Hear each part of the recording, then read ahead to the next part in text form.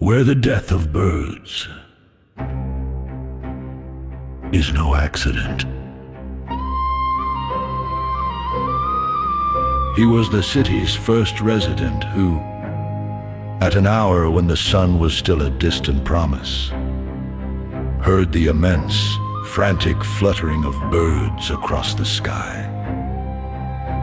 Stepping out from his one-room house, the old man stared at the heavens as if he were lifting his gaze upward for the very first time in his life.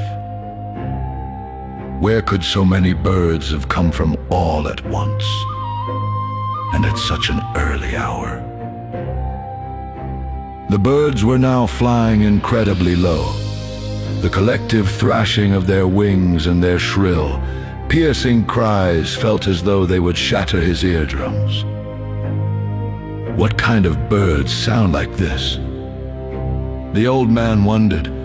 In all his passing years, he had never heard such a cry.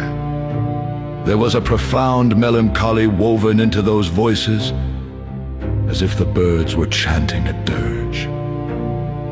Terrified, he retreated into his room and bolted the door.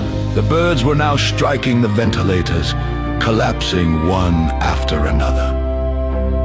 When daylight finally broke, the old man peered through the window pane at the street below.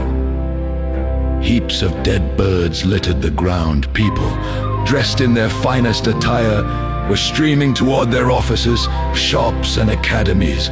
They stepped over the mounds of feathered corpses, as if there were nothing there at all.